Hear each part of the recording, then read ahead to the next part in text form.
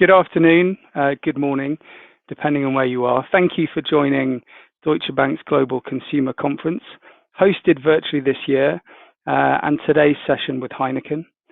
My name is Mitch Collett. I'm a member of Deutsche Bank's consumer research team in Europe, and it is my very great pleasure to introduce Dolf van den Brink, Chief Executive and Chairman of Heineken. Dolf, hello and welcome. Thank you, Mitch, and happy to join. And as you were saying, hopefully the last time over a screen, hopefully next time in person again. Let's hope so. So today's session will take the form of a fireside chat.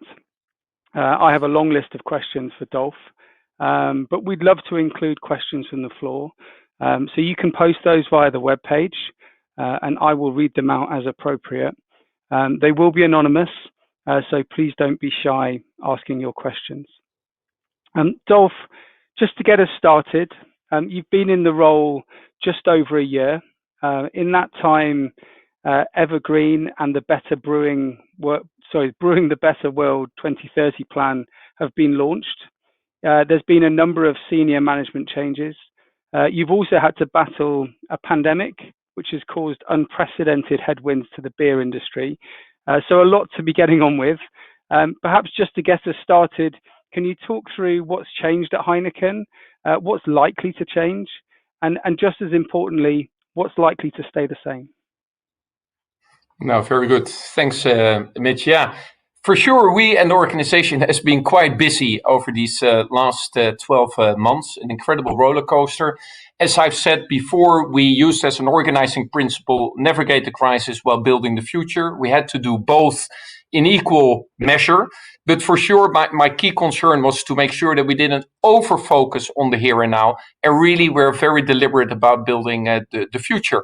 We are living in unprecedented times, not just because of COVID, but there's kind of deep societal change happening in the world, in industry, in businesses general, that's impacting us. And we really need to make sure that we're kind of fit for the future.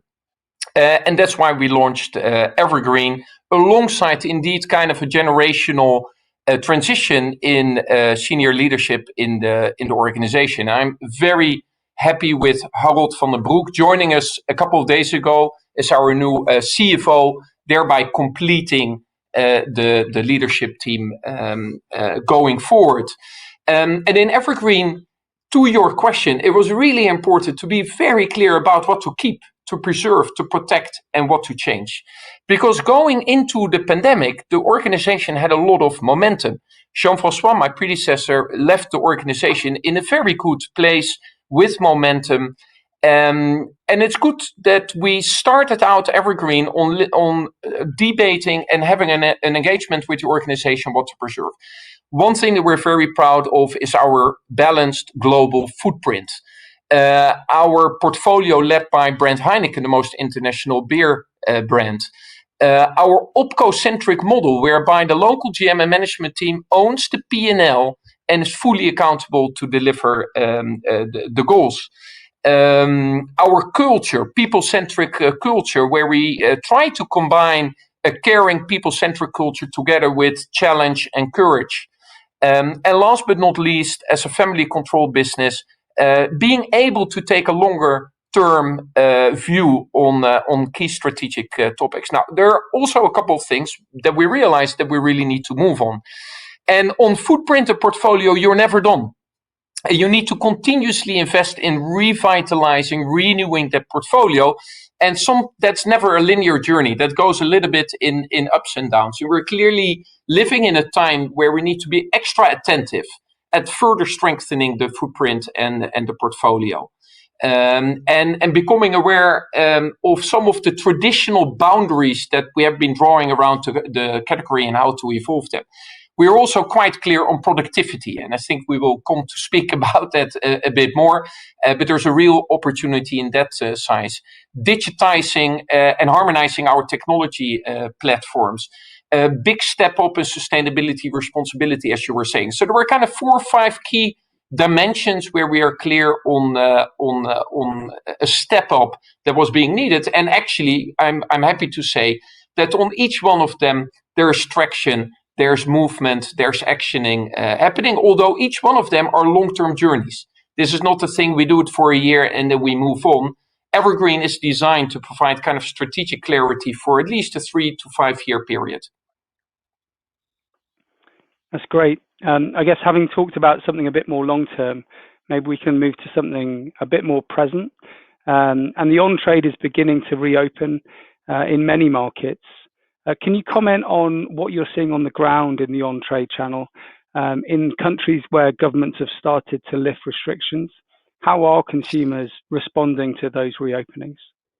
Yeah, now, like what we were just discussing before the call, first of all, it is good to talk about the pandemic because it's all a matter of perspective. When you're located in the US, in the UK, in continental Europe, things are really looking up and optimistic, and things are heading in the right direction, and basically fully correlates with level of vaccinations. What we have learned, that is the only true way out of the pandemic, as far as we know today.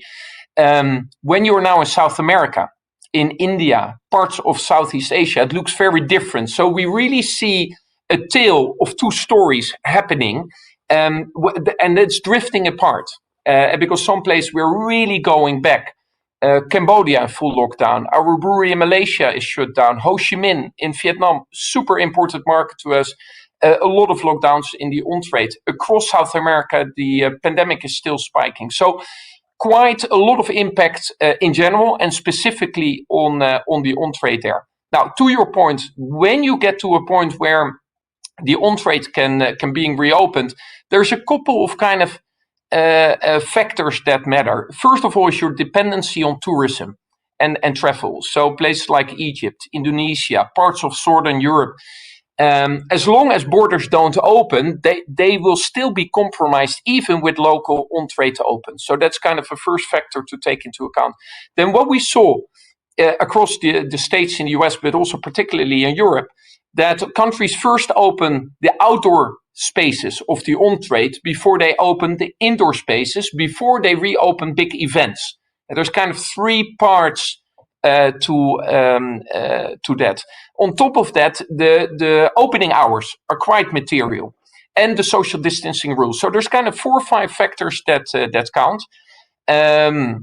What we are seeing, the good news is when in and outside are opened and most of the hours constraints are lifted, actually we see the business bouncing back very fast.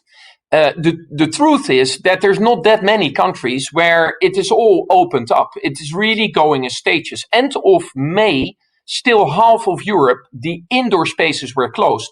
Now, almost 2 weeks later, about, I would say 80-90% of Europe, also indoor spaces are being opened, but there's still a lot of constraints on social distancing and working hours.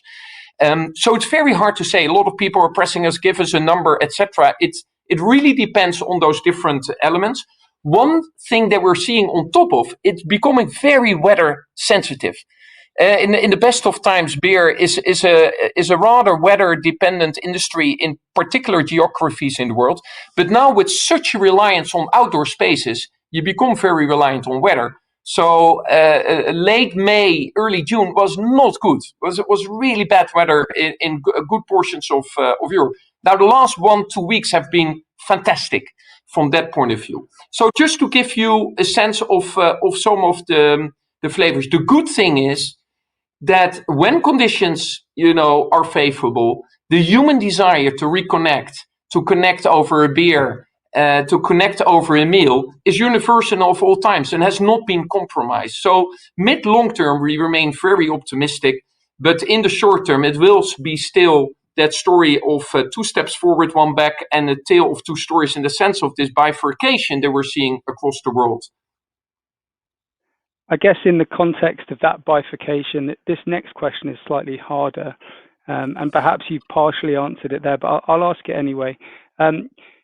It's very difficult to see when things will get back to normal, but when we do get back to normal in terms of on-trade consumption, do you think there'll still be more consumption at home, or do you think we'll reverse back to the type of split we had before?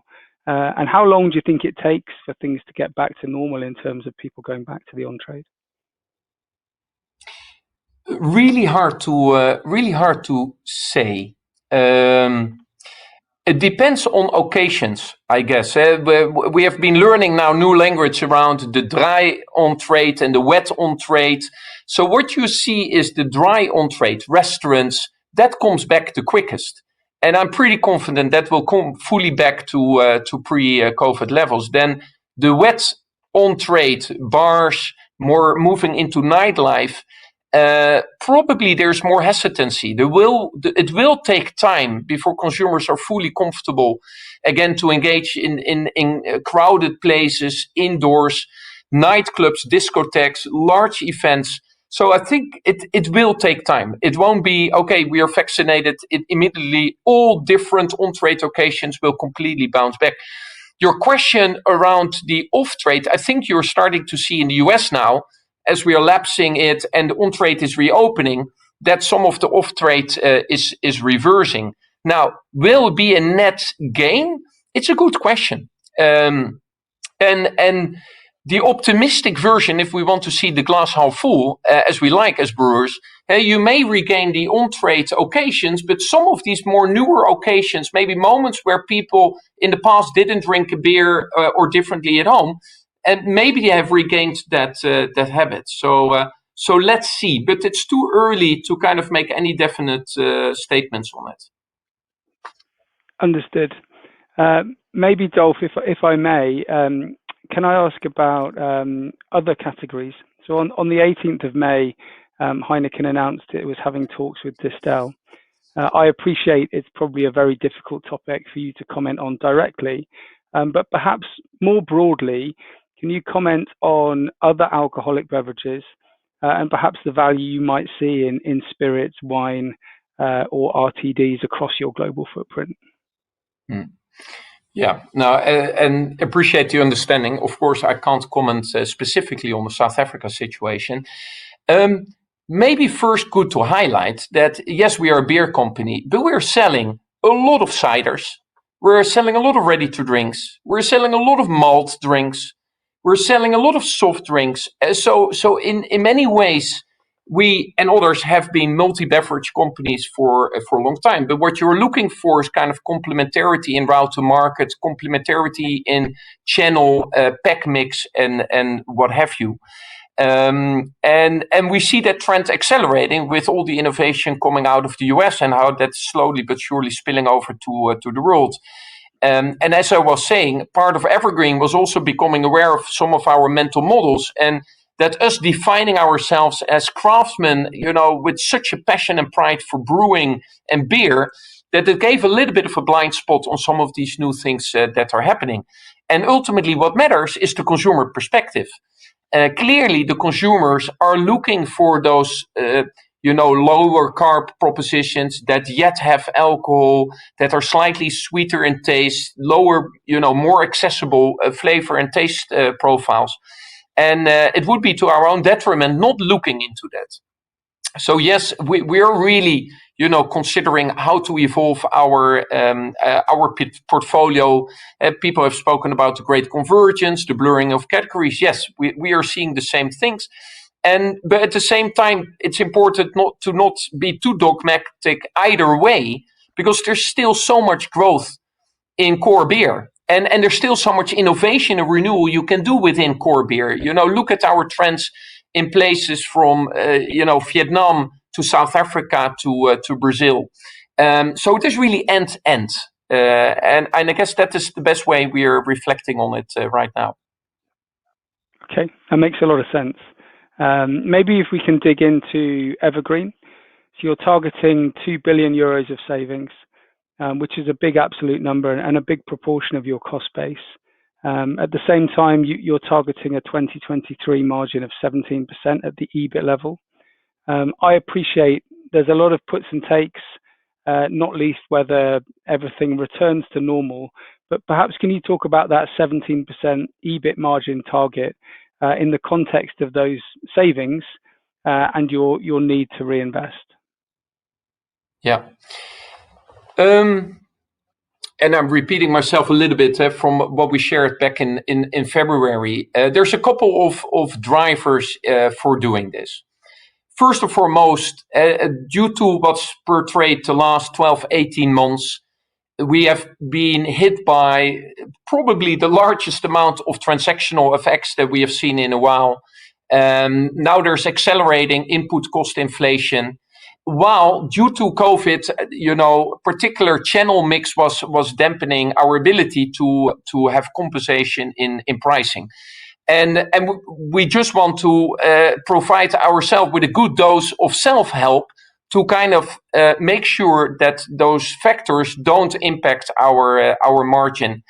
On top of that, since 2017, we saw our margin slightly sliding. Now, we are not too precious about, an up or a down on a year-by-year basis. Again, we take a rather more mid and long-term view on it. But when it starts slipping a couple of years in a row, we're clearly not comfortable with that. And the last driver is that we foresee the need for significant increase in investments in digital technology.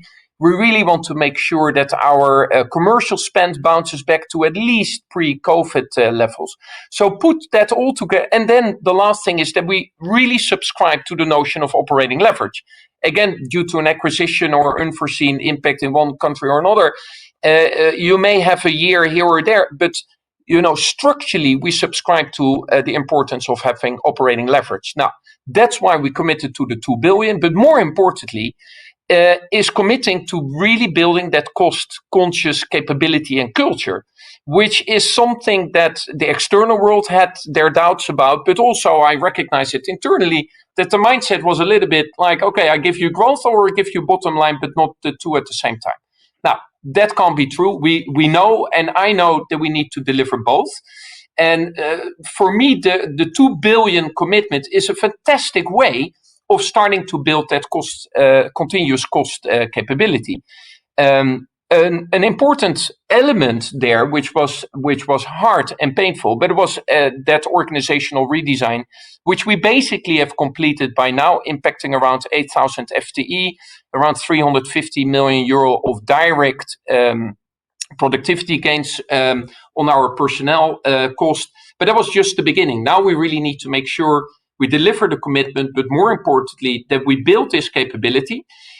We committed to the 17% as a yardstick because that gets us back to pre-COVID. And I prefer not to commit beyond that, to also make sure that we have strategic flexibility and optionality in seeing what is most needed. Are we going to let it go to the bottom line? Are we seeing the need for accelerated commercial investments or opportunities? Do we see a need to accelerate our digital technology calendar? But it was really important from kind of reacting to external circumstances to become master of our own destiny again and having and regaining that strategic flexibility. Thank you, Dolf. We talked about reinvestment briefly there, and marketing to sales has been declining modestly since 2016. Can you talk about your plans to increase investment behind your brands? What's the right level of marketing to sales spend for you as a group? And where do you expect to focus that increase in terms of geographies, channels, and also products?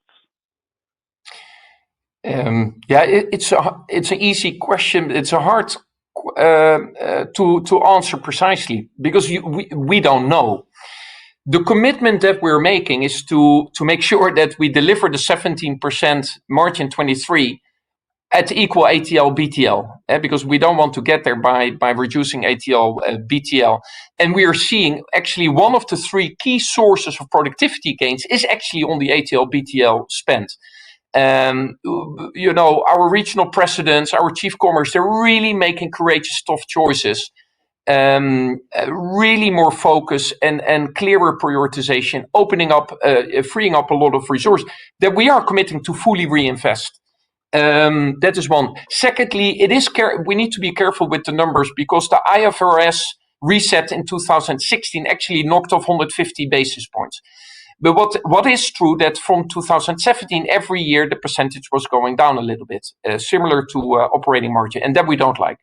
Now, also, there is a certain blurring of the lines happening there because building a direct-to-consumer business part of that may not qualify as your ATL BTL cost, and yet it is a critical component, or becoming a critical component of our commercial strategy. So I also foresee that in the future your ATL BTL percentage of revenue is no longer per se the key and only metric to look at in terms of how we are committing resources to gain and win with consumers and customers. Understood. Maybe if we talk about short-term margins, and you've already mentioned transactional FX pressures, and also there's commodity headwinds. Can you perhaps talk about the pricing environment in the markets where you need to offset some of those headwinds? I guess in the markets where that's most impactful, so places like Brazil and Mexico, are you able to take enough pricing to at least hold profitability flat in those markets? Yeah. So we will share, precise numbers over the half-year results. I can't speak to that detail at this moment in time. What is important, that we're quite focused on pricing. I think over 2020 in those markets, we showed very solid pricing. From the top of my head, it was low double digits in Brazil. It was a strong mid-single digit in Mexico. So compared to local inflation, we actually did very good. Now, when you have a 30% currency depreciation, there's no pricing that will offset that in one go. What I'm very proud of are the mix effects that we're generating. So it's not just pure pricing, but actually mix effects is a very big part of how we're driving revenue per hectoliter in markets like Brazil, in Mexico, in Nigeria, which gives me confidence. Now, this year was the year of transactional effects, and it's really a big wave hitting us right now. But that wave of transactional effects is really lessening for next year. But next year is all about input cost, commodity pricing. Everybody's speaking about it. So that's the way we're looking at the two compounded rather than just one or the other. Understood. Let's talk about the Heineken brand. So it achieved double-digit growth in Q1, and that's despite a really big headwind within Europe. So it really sounds like it's gaining momentum versus its 2019 levels. Can you talk about what's driving the brand's success at the moment, and what sort of growth is sustainable for it longer term, and how it also contributes to your overall plans for Heineken as a group? Yeah. No, thanks for the question, Mitch. And there's nothing that makes me more proud. It's the name of the company. It's our most important asset. And truth be told, I'm even a bit surprised by the extent of the momentum that the brand is having in the middle of the pandemic. It's not just double-digit growth. It's double-digit growth in more than 40 markets. We had growth in over 120 markets. And it's not just Heineken Silver, which is growing super fast in Vietnam and China, which are two very important and large markets. It's not only Heineken 0.0, which still grows 30-40% in over 90 markets. It is also core Heineken Original that is growing extremely fast in such a broad base of markets. And to be fair, there's not much that we're doing today per se that explains it. I think this is years and years of consistent brand building, years of significant and consistent investment levels. And maybe the good thing that we did was not take a lot of those investments away, even in the middle of COVID. Innovation is important, and the whole Heineken Silver success. We are changing completely the trend on brand Heineken in Vietnam, where we always had super strong brand health levels, but the brand had been suffering for years in a row, and the brand, in the middle of everything else going on, returning to growth in Vietnam, driven by a rejuvenation of the brand by Heineken Silver. The same now happening in China, and also another part, and this is something that James and I and our global lead on brand Heineken Brand, we're spending a lot of time on to really make sure that we're relevant with Gen Z, and that our marketing is synced there and it's meaningful and differentiating. And I'm very proud of some of the recent work. I think some of the advertising we have currently is some of the best we have had in many years. The We'll Meet Again commercial that we brought out a couple of weeks ago. I think we're one of that moments where kind of all the elements are kind of clicking in and the flywheel's turning, and it's turning in the right way. There's a part of your question around sustainability, which is very important, because again, it's not about hitting a number for a year. It's how do you build a flywheel that kind of keeps on turning. So it's not about maximum growth, it's about optimal growth. The optimal growth that allows you to kind of keep building the brand consistently over time. And I feel that we're in a good place. What I would love to see is more Heinekens. And that, the kind of saliency and the kind of meaningful and differentiation that we have achieved with brand Heineken, that we replicate that to a larger portion of our portfolio. We have an amazing portfolio. And we are starting to see fantastic traction on a brand like Desperados in Europe, a brand like Moretti that's really starting to scale rapidly. The Tiger brand in Asia. James, our new chief commerce, coming with a very strong creative consumer marketing background, also really counting on him to, keep on rejuvenating that creative spirit in the company that we've always been known for, but we can't ever take it for granted. I will say there will only ever be one Heineken, but Beer Moretti has had a lot of success in the UK. I can tell you that from the ground. Maybe that gives us a good point to pivot into low and no alcohol. So Heineken 0.0 is in 94 markets globally. And I think you've said in the past that your 0.0 share is about 1.4 times your fair share.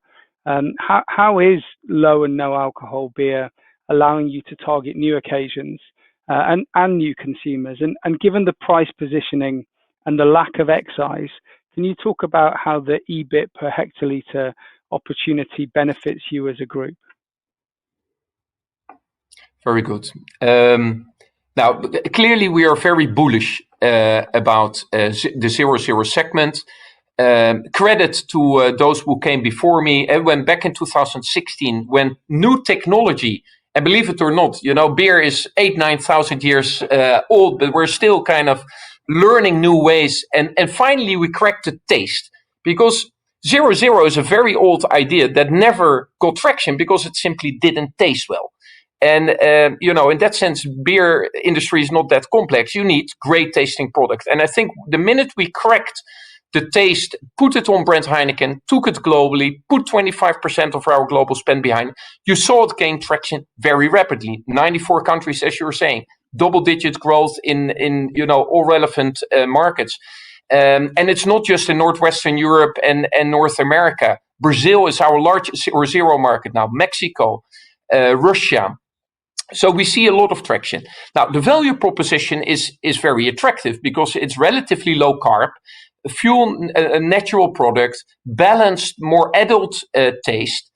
When we look to cannibalization levels, very low, less than 25% is coming from beer, 75% is coming from non-alcoholic propositions, meaning that it really plays to new consumers, new occasions that we were not servicing with beer before.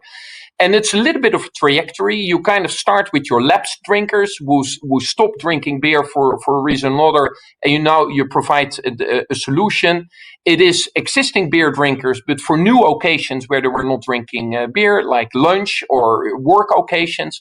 And slowly but surely, we're really further developing it to make sure that we really attract completely new consumers into the category. Very bullish. You see different speeds. In that sense, we're in it for the long haul. This is not something is like a 1 or 2 year spike, or the way kind of Seltzer and other new segments developed in the US.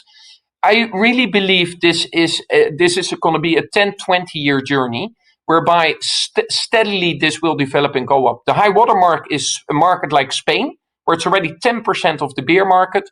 You already have a couple of Western European markets where it's around 5%.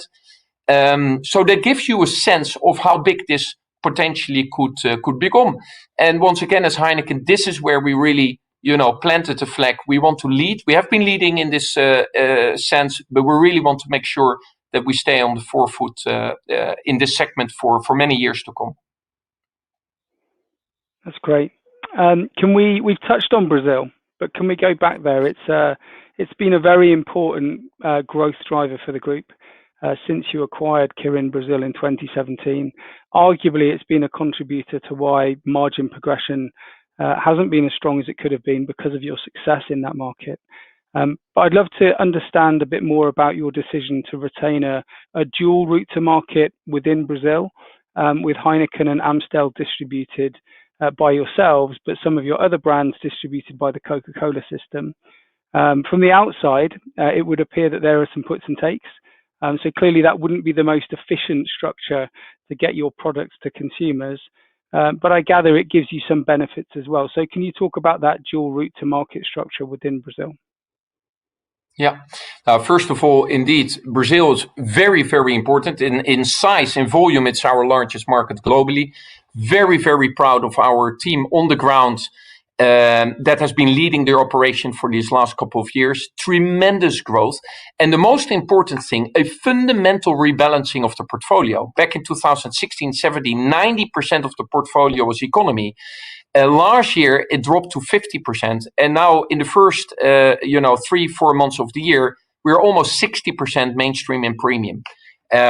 I've never seen in any market, let alone at this scale, such a rapid rebalancing from kind of low margin economy brands to value creating mainstream and premium brands. So very happy with the momentum. We are having capacity constraints at the moment that we are working on that will take some time, but that doesn't stop us from continuing the rebalancing of the portfolio. Now, back in 2016-17, when we did the Kirin transaction, our premise was indeed that we had to harmonize the route to market. That was the more simple solution, and that's what we pushed for. Now, 4 or 5 years later, I think we have learned that the different route to markets have different relative strengths, and that in no way it has been an impediment to fast double-digit growth over this last 4 or 5 years. Actually, even with the dual route to market, we have been growing incredibly fast. So that made us reconsider our position. Also, I personally have a lot of respect and also experience in working with the Coca-Cola bottling system. I work with them in Africa, and we feel that by making the deal the way we did, we're getting the best of the different worlds. And also, Brazil is such a large market. It's a continent in its own with huge geographical regional differences. And being able to continue to benefit from the professionalism, the level of execution and the reach of the Coca-Cola bottling system, we see it actually as a strategic asset. At the same time, we know that our own route to market is very strong in returnable packaging, in the on-trade, in areas where the Coca-Cola system was less developed. So by transferring Heineken and Amstel, which are very well developed within the Coca-Cola system, now to bring them to our own route to market, where we can get a new kind of period of growth, entering pack types and channels where we are underdeveloped. So we're actually very excited about it. And in all transparency, there are actually parts of the country where we ask Coca-Cola to represent our full portfolio, where we have been transferring, our portfolio and our own route to market to the Coca-Cola network, particularly in the more rural areas where, from a route to market point of view, that really made more sense. So it's really being granular about what route to market is the most effective and efficient in the different parts of Brazil. And we are transitioning as we speak. I think 1st of July, the first wave is starting to happen. And the whole team is kind of lined up to make sure that we manage that in a very calibrated and careful way. Because as said, the volumes, the size of the operation is quite tremendous. If I can ask one quick follow-up to that, Dolf, and that is that when Kirin was bought, I understood at the time that one of the routes to getting to the group margin was collapsing the two routes to market together. Clearly, you've decided to operate two different routes, and you've probably been more successful than you anticipated in terms of growth and the success of the Heineken brand. I guess the question is it still reasonable to assume that you can get Brazil to a group margin in time, even with 2 routes to market? Yeah, I'm not sure that the route to market is just the key lever there. It is really rebalancing the portfolio and rebalancing to the right pack types. And there is a link to the route to market.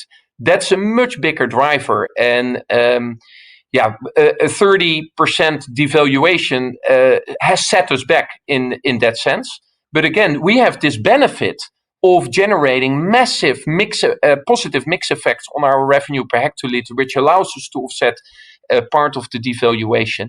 The aspiration absolutely is to make sure that we get to group averages on the operating margin, but it will take time. Because we want to do it in a sustainable way where we are really building, a flywheel that's sustainable over time. So again, it's the difference between maximizing and optimizing is really making sure that we find the right balance there. Understood. Maybe if we go to Vietnam, you've talked a bit about some of the short-term challenges in terms of COVID restrictions, but it's obviously been an incredibly strong market for you. Can you talk about the longer-term penetration opportunity? Where is the growth going to come from now? Is it from expansion into the north? Is it from deeper penetration into tier 2 and 3 cities? Is it because of the success of brands like Bia Viet? Perhaps you can comment on your longer-term plan for growing in Vietnam. Yeah. Vietnam is a phenomenal success story and still holds a lot of promise. And we still, there's good demographics. It's large, almost 100 million people. There's still opportunity on the per capita.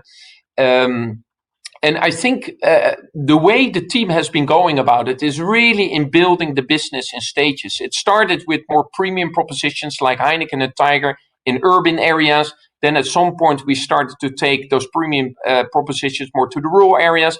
Now we have started to take it to rural, and on top of that, really expand our mainstream portfolio. In the north, we are indeed relatively underdeveloped. We merged the two entities so that we, can really manage the OpCo from an integrated point of view.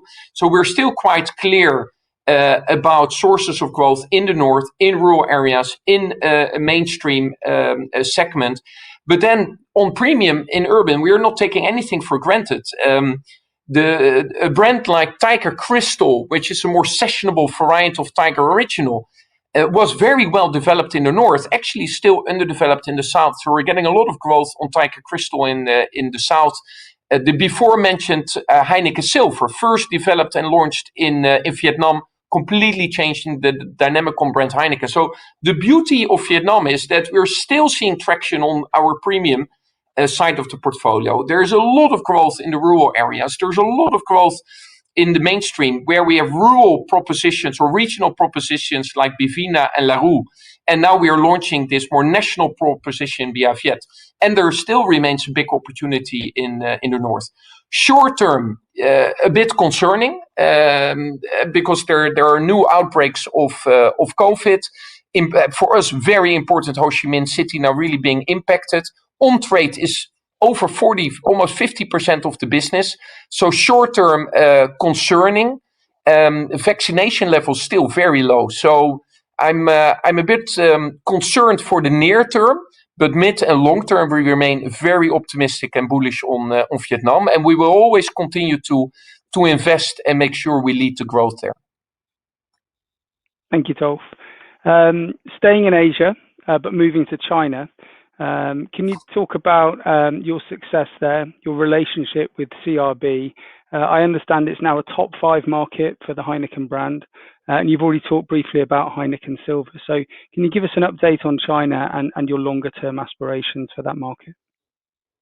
Yeah, no new news other than reaffirming that we're very happy with the partnership, with the utmost respect for Jason Yu, the CEO of CRB, for the reach and the depth of the route to market, the execution power of the company.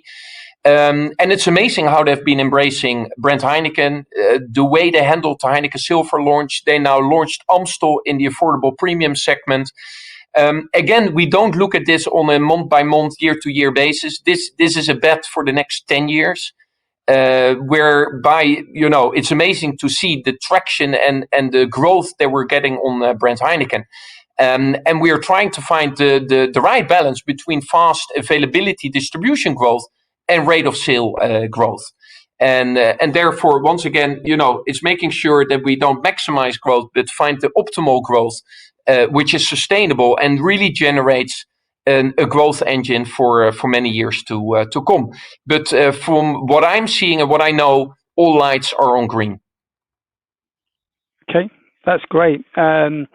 We briefly touched on seltzers and other categories earlier, but maybe if we can drill in a bit more. So you've launched Pure Piranha in, I think, Mexico and New Zealand, and you're in the process of going into Australia, Ireland, Netherlands, Portugal, Spain, and the UK.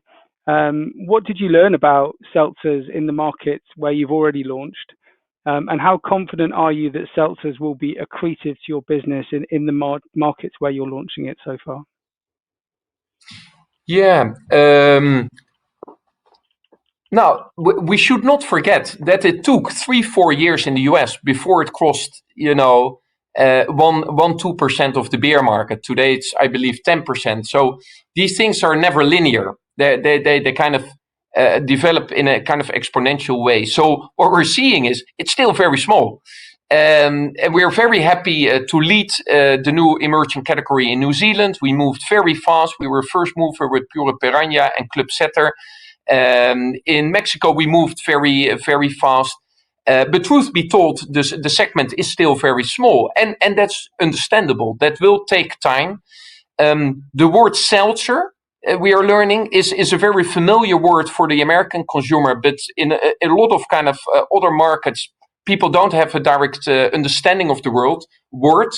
But I'm absolutely convinced that the proposition, the product proposition, lower carb, refreshing, drinkable, yet with alcohol, accessible taste profile, is very compelling. And whether it's going to be called seltzer or something else, that's not that relevant. It will happen. And we want to make sure in all the markets where we have a strong presence that we're leading rather than following. But at this moment, truth be told, it's still relatively small. We need to make sure that what happened in the US, where it was really built at premium pricing and has maintained that premium pricing, very good to see. And that's to your question on profitability. If it's, premium to beer, it's extremely profitable.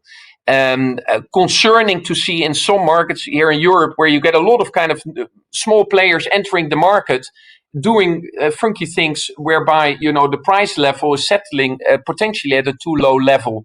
So we really need to see. It's very early days in that regard. What's important to me is that the organization is learning. They were experimenting. They were not waiting for perfection and full clarity, but they were trying out stuff, make sure we start our experience curve. And then when it scales, that we're really there. Got it. So I've got a couple of questions on e-com. And I think it'll probably make most sense to divide this into a question on B2C and a question on B2B. So maybe if we go for B2C first, you've had a lot of success with Beerwolf in Europe. You've got 6 to go in Mexico, and you've had some success, I think, with Drinkies in Egypt. Where should we expect your B2C to go next? How important do you expect it to be to your overall business going forward? And what is the cost of investing behind these initiatives? Yeah, so B2C. Fantastic to see the traction. Beerwolf in the first quarter once again doubled revenue, super fast growth on orders and unique customers. 6 to go, even more growth. Drinkies. So the different, let me call it experiments, but Beerwolf is a very large experiment in over 10 countries across Europe. A lot of traction, a lot of learning, a lot of growth. At the same time, we do know that beer is relatively low value in relation to its bulk and its weight. And in that sense, it makes it less easy to make it financially sustainable over time. So you see different models emerging. You see the more specialist model, like our Beerwolf model, where actually beer systems and refills are a big part of the value proposition. That's a way to make it work. The convenience model of kind of cold and instant, but that mostly works in emerging markets or in those places where the last mile cost is manageable, in emerging markets where you have all the little motorbikes and what have you. That's a bit our model with Drinkies. That's the model we have with Six to Go, where we have the benefit of leveraging our network of 13,000 Six stores. And the third model is to be part of a larger basket. So we also really need to make sure that we are part of those baskets and at least have our fair share. I find it very hard to predict, how this will play out, because the weight, value, last mile cost equation is still quite challenging. But we don't want to hide behind it, and that's why we're investing. That's why we're experimenting and learning that when a model is cracked, that's financially sustainable, that we're there and that we're there at scale. But for now, very happy to see how it's going. But it's hard to really make it value accretive, anytime soon. And then that leads us nicely, thank you, Dolf, to the next question on B2B e-com. And I think I'm right in understanding that you've got €1 billion of B2B e-com sales, or at least you did in 2020. And you've launched platforms in Mexico, Brazil, Vietnam, Nigeria, and Netherlands. What does that B2B bring to your business in terms of either cost efficiency or customer data acquisition?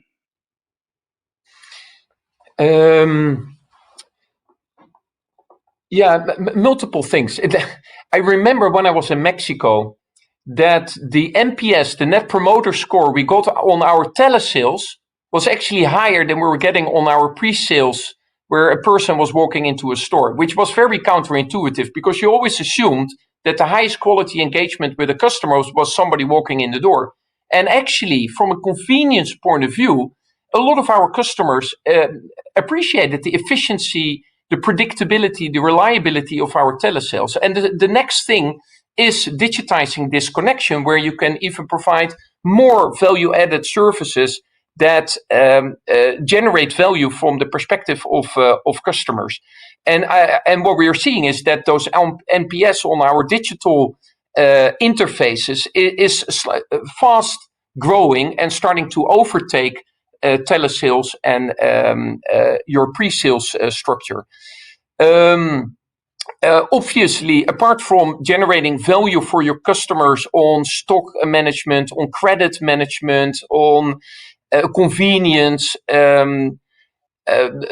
there's a lot of benefits on our side as well in terms of optimizing the route to market, optimizing the supply chain. It took some time to really make sure that we were building this in a very integrated way, where your kind of ERP core connected with your CRM, connect with your digital applications. And I think we're seeing now that the building blocks are in place to really start scaling rapidly. It was $1 billion of sales last year, should at least be doubling that for this year. And we have set out a target of 10 billion by 2025.